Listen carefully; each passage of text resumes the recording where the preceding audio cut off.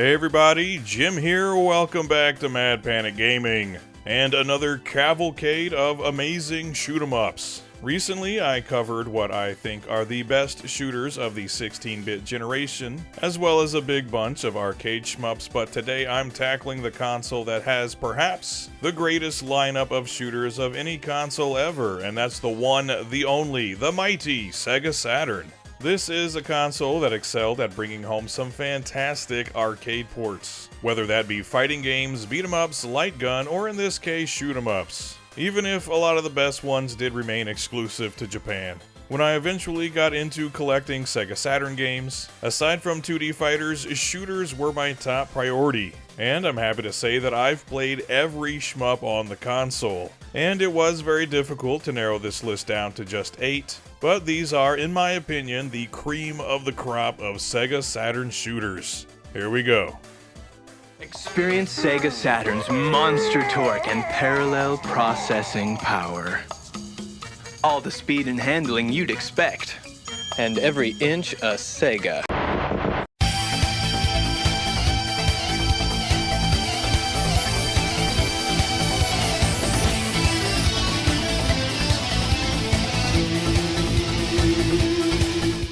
First up, I thought I'd kick things off with a bang, and a game that I think everyone can agree on. And that's the ever so awesome DoDonPachi from 1996, which is the sequel to Cave's first ever shooter, DoDonPachi. And while that's a great game in its own right, and also has a really good Saturn port, DoDonPachi is a superior game in pretty much every way. Being an early example of a Danmaku bullet hell shooter, it was clear what direction Cave was going with their games, pushing the envelope on just how intense and visually dazzling they could make their shooters. DDP gives you 3 ships to choose from, each with differing levels of speed and maneuverability and different rapid shots, with the red ship being the fastest and having a more narrow shot, the blue ship being the slowest and having a widespread shot, while the green ship has middle-of-the-road speed and handling and a versatile rotating turret shot. All of them come equipped with a more powerful laser shot though, and you have a limited supply of super bombs, which have 2 functions. Those being a screen clearing bomb, which you can activate either when you're not firing your weapons or firing your rapid shot, and a powerful super laser that's activated by using a bomb while firing your normal laser. And this is the ideal attack for whittling down the health of bosses. And you'll need all of that firepower and all of your shooting skills for this one, as DoDonPachi is a pretty damn tough game, absolutely swarming you with bullets from start to finish. At times it might have you screaming a few expletives at your TV screen, but at the end of the day, this game is supremely fun and always keeps me coming back for more. And the Saturn version includes multiple gameplay modes, including a score attack mode to mix things up a bit. And this was a great glimpse into the types of games we'd be getting from Cave in the near future, including a whole bunch more games in this series. And on top of the great gameplay, DDP also features some fantastic visuals and sound design, with some elaborately detailed stages and vibrant colors all throughout, as well as some pretty damn cool enemy designs, especially the bosses, which are massive and fill the screen with multicolored bullets. And complementing the intense gameplay is an awesome, high-energy soundtrack to rock out to while you destroy endless legions of enemies. With buttery smooth controls, a fun factor that's through the roof, and challenge for days. DoDonPachi is definitely one of the best shooters you can play on the Sega Saturn.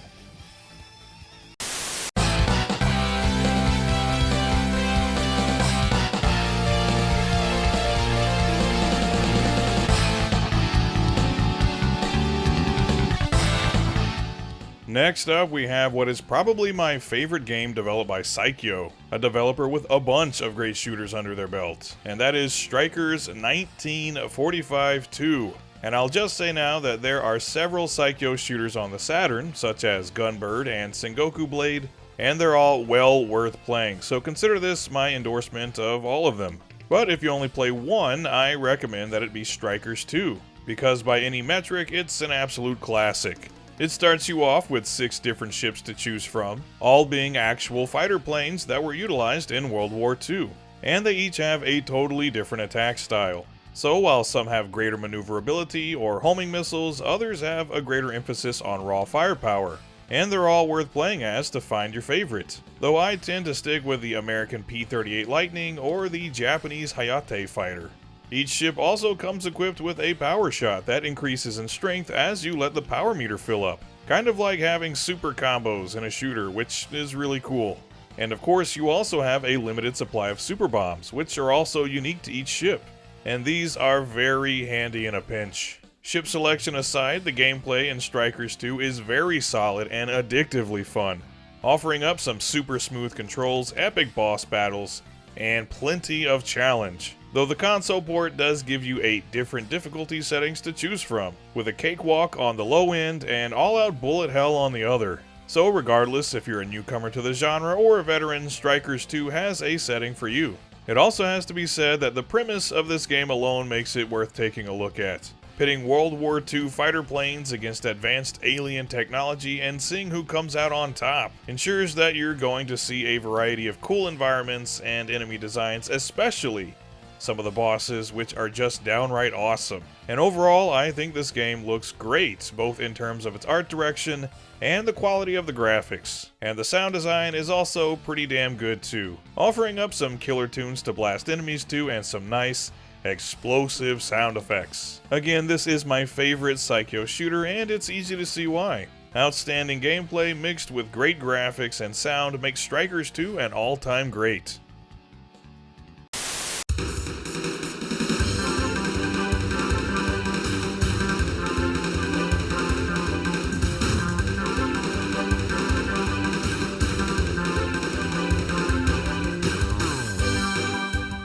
Next up, another game that many fans would say is not only one of the best on the Saturn, but simply one of the best shooters ever made, and that is the one, the only Batsugun, which is a remarkable game for a number of reasons. One is that it's the final shoot-'em-up to be developed by Toaplan, one of the most highly regarded and influential developers in the genre, with games like Fireshark, Zero Wing, and Truxton to their credit. And two, that this game is regarded by many as the first ever Danmaku or bullet hell shooter. And upon playing it for the first time, it's easy to see why. Because from start to finish, Batsugun is an absolute sensory overload of bullets, explosions, and more screen flashing than a banned episode of Pokemon.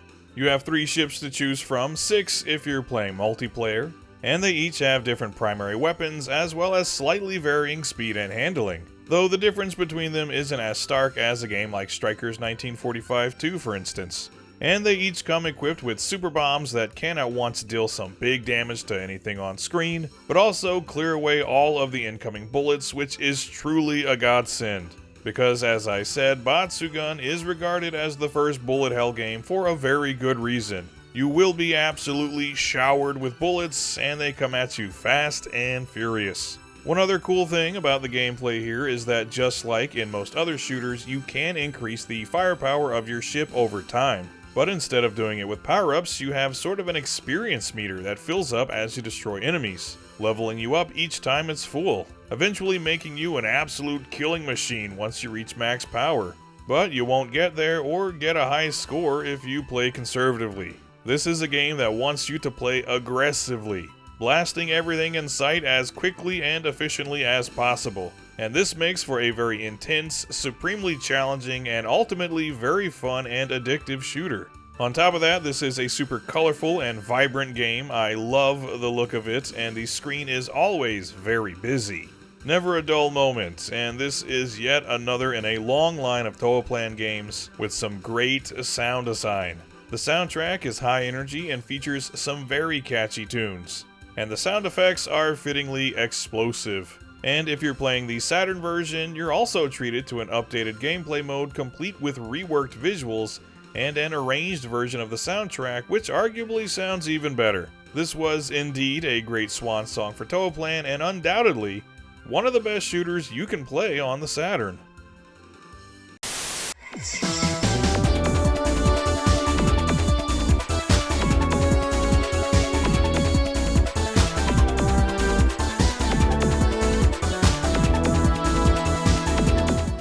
Next up, we have the game with many names. In Japanese arcades, it was called Ray Force, and in Europe it was called Gunlock. On the Japanese Saturn, it's Layer Section. But if you're playing it on the North American Saturn, it is Galactic Attack, which just might be my favorite of this game's various titles. But regardless of the name, I just call it awesome, as this is another one of my personal all-time favorite shooters. Gameplay-wise, it's pretty simple, even by shooter standards. You've only got one playable ship that comes equipped with 2 different weapons. First is your primary laser that fires directly in front of you, and increases in strength as you collect power-ups. And the other is your homing laser attack, which allows you to lock on enemies that pass under your lock-on reticle, and fire off a bunch of lasers at them. And this too can be upgraded with power-ups, both increasing the strength of the attack and increasing how many lock-ons you can have at once. There are no super bombs in this game, which is a bit of a bummer, but between your primary shot and homing lasers, you're very well equipped to deal with anything Galactic Attack throws at you. And make no mistake, it throws a hell of a lot. At all times, you'll be continuing with enemies flying in from all sides, including directly under you, which is when your homing laser really comes in handy. And there are bullets aplenty, especially as you progress a bit through the game and there's a sharp upswing in the difficulty. And that's something that you'll just have to deal with, as on the Saturn port, there is no option to turn the difficulty down if it's giving you a bit too much trouble, which wouldn't be a huge deal if they didn't also limit your continues. So yeah, those are some minor gripes. But in terms of just pure gameplay, I absolutely love Galactic Attack. It's plenty challenging, something unique for its time, and it's a hell of a lot of fun. This is also my favorite looking of any of the Saturn shooters, with some amazing sprite work to marvel at. These are some very dense and detailed stages, and the enemy designs are very intricate as well. And the visual effects employed as you move seamlessly from one stage to the next are chef's kiss type stuff. And this is also one of my favorite soundtracks of any of the Saturn shooters as well, as we're treated to some excellent music composed by the always awesome Zuntata, Taito's in-house band who composed many of their best soundtracks in the mid and late 90s. So whether it's the graphics, sound, or gameplay, all I can do is sing this game's praises. In short, Ray Force or Layer Section or Galactic Attack, however you choose to refer to it, it's just plain awesome.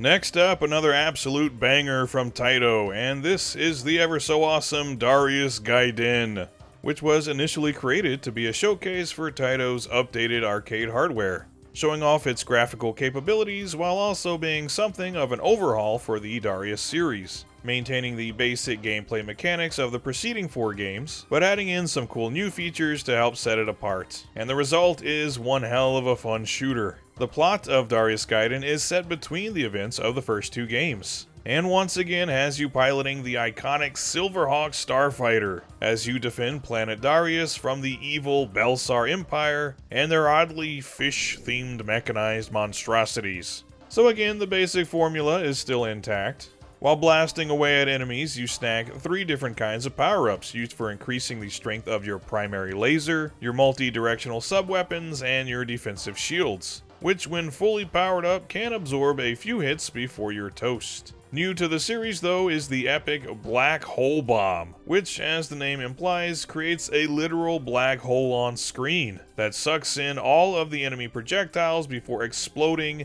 in a flash of electricity which annihilates smaller enemies and deals huge damage to larger enemies and bosses. And it's just one of the cooler looking bombs of any shoot 'em up I have ever played, right up there with the skull bombs from Truxton. Finally, you also have the ability to capture mini-bosses and use them for some added firepower. But this is a lot easier said than done, as it requires you to destroy an orb attached to their body, which, when you're just blasting away at them and trying your best not to get blasted to bits yourself, is kind of tricky, and I honestly forget I even have this ability half the time. It's something that would be handled better in a later Darius game, but hey, it's there for you if you can manage it. Overall, this is an incredibly fun and well-made shooter, but damn can it kick your ass. Once you get to the later stages, the difficulty really picks up, and you'll need every black hole bomb and shield power-up you can get your hands on. But it's an absolute blast from beginning to end, and destroying giant fish-shaped star cruisers is of course always very satisfying. Also, I can see why Taito wanted this game in particular to show off their F3 arcade hardware, because it's a great looking game with some very detailed and oftentimes trippy looking environments that blend 3D polygonal effects with some fantastic 2D sprite work. Truly a great looking game, and once again, we're treated to an amazing soundtrack by Zuntata, which tends to be just as dreamlike and trippy as some of the stages, and it creates an oddly haunting atmosphere, but I still say it's awesome. And so is this game altogether. In fact, it just might be the best game in the entire Darius series, and certainly one of the best on the Saturn.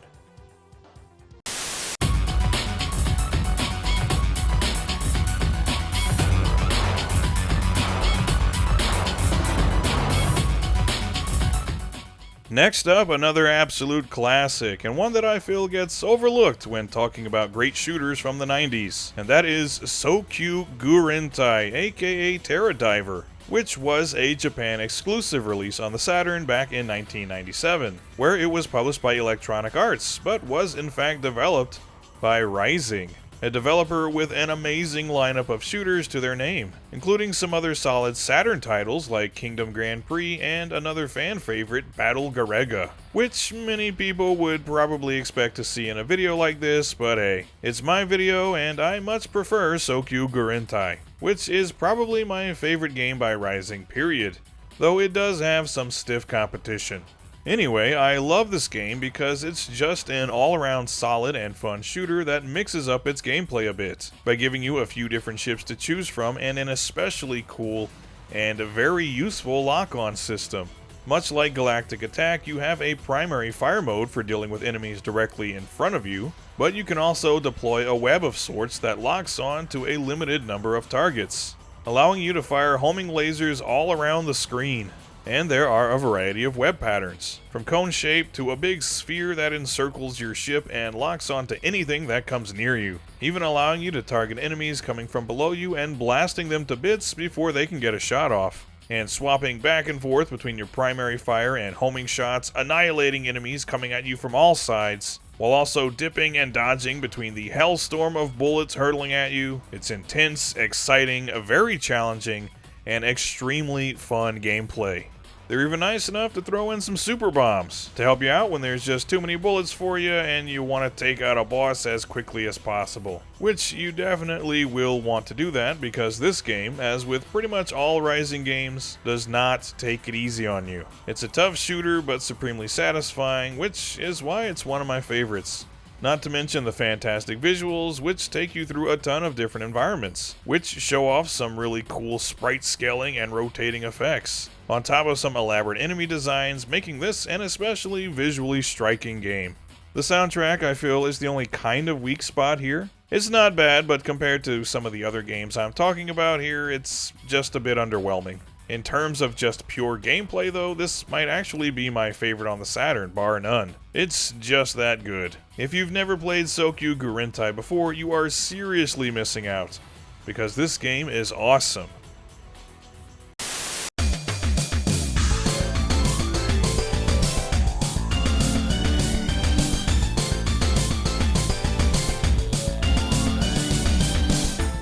Next up, and I know I'm starting to sound like a broken record, but one of my all-time favorite shooters, and that's Salamander 2 by Konami. And this may be cheating just a little bit, as it's not a standalone release, but is actually part of the Salamander Deluxe Pack, which also comes bundled with the original Salamander and Life Force, making it one hell of a game overall. But even if it was just this one game, I'd be totally cool with that, as it's definitely one of, if not the best shooters that Konami has ever produced. And that's really saying something, as they've made some of the all-time greats. Salamander 2 takes the basic gameplay formula established in the first game, and it cranks everything up to 11. So you start out with some side-scrolling gameplay very reminiscent of the Gradius series, except that here power-ups are activated automatically as you pick them up, and include things like missiles, lasers, defensive shields, and of course options, which are definitely the MVP power-ups in this game,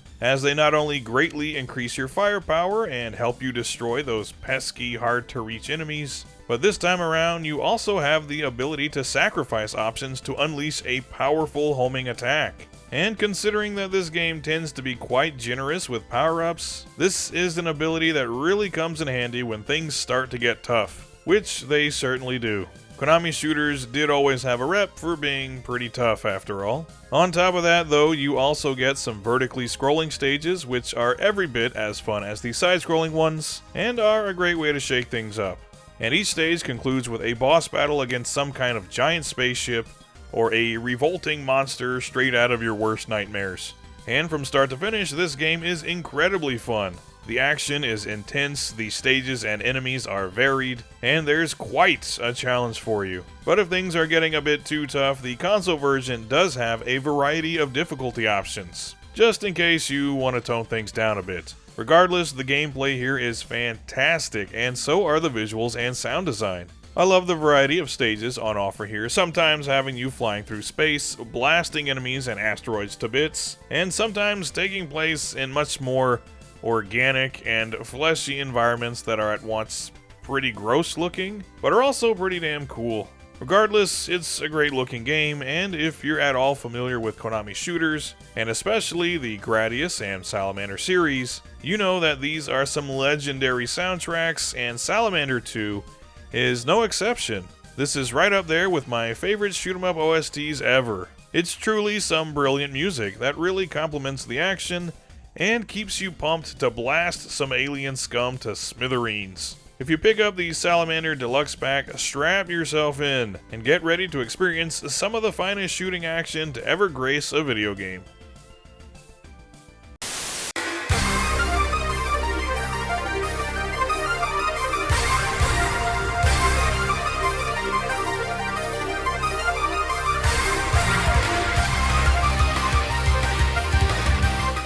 Last, but I don't think many people would say least, we have Hyper Duel, which is one of those especially rare and expensive Sega Saturn games that was never released outside of Japan. So it was quite some time before I ever got to play it for myself. But once I did, I absolutely loved it. It was developed by Technosoft, who developed a lot of great games, but shooter fans will know them best for the Thunder Force series. And if I'm not mistaken, this was their first foray into the arcades. And they produced a hell of a game that gets even better on the Saturn, as this version offers you not only the arcade original, but also an updated Saturn mode, with tweaked gameplay, improved visuals, and an arranged soundtrack. The basic premise is that you have 3 ships to choose from, and they each have 2 different fire modes. First off is your fighter ship, which is the faster of your 2 forms, and makes for a smaller target. And your mech form, which isn't quite as nimble but packs more of a punch. And your main weapon can be fired in multiple directions in this form, and swapping between the 2 is as simple as the press of a button. And pressing both attack buttons simultaneously unleashes a devastating power shot, which can be refilled by either collecting power-ups or over time by destroying enemies. The gameplay is fast and fluid, and a great thing about the Saturn version is that when you're in your mech form, you can actually lock your gun in place by holding one of the shoulder buttons, which is not possible in the arcade version. Overall, this is a very fun game, but I must admit, it is pretty short. And of all the games I've covered in this video, it's perhaps the easiest of the bunch. So if you're a newcomer to the genre, you probably won't mind that, but if you're a shmup veteran, you might not get much enjoyment out of Hyper Duel. I, on the other hand, really enjoy it, as it's perfect for when I want to just blast through a game without really having to worry too much about how I'm playing. They don't all have to be Battle Garega after all. As long as it keeps me entertained, I've got no complaints. Something that nobody complains about though are the visuals and sound design, as this is a fantastic looking game with some cool enemy and mech designs and super detailed stages. And it's really easy to tell that this is the same company that gave us games like Thunder Force 4. They really went all out on the visuals, and the soundtrack is simply amazing. High energy, rockin' tracks that really get you into the action. And though it already sounded great in the arcade, the Saturn version sounds even better. So even though it's not exactly the most challenging shooter you can play on the Saturn, factoring in graphics, sound, and fun factor, I think it's one of the best. You might disagree though, and that's okay. You can let me know down in the comments what your favorite shooter is on the Sega Saturn, because I think at the very least we can all agree on one thing. When it comes to shmups, the Saturn is king. Now you may return to the world as you know it. And remember, look for Sega Saturn. It's out there. So there you go, everybody. A whole bunch of Sega Saturn shoot-'em-ups, the ones that I think are the best. Just my personal opinion. There's a lot of great Saturn shooters that I couldn't put in this video because I try to keep these to just 8 games. Otherwise, it would just be every Saturn shooter, and I didn't want to do that. Yeah, so stuff like Sengoku Blade, or I can already hear people typing in the comments, Radiant Silvergun, where's Radiant Silvergun? That's a fine enough game, I guess. I'm not as big on Radiant Silvergun as a lot of other people apparently are. I think it's fine. I just don't like it as much as any of the shooters I featured in this video. But yeah, again, down in the comments, let me hear your opinions. What's the best shooter on the Saturn? Or just what are your favorites? You know, 5 or 6 favorites. Always happy to hear from you. And until next time, thanks for watching, everybody, and take care. Stay awesome. Goodbye.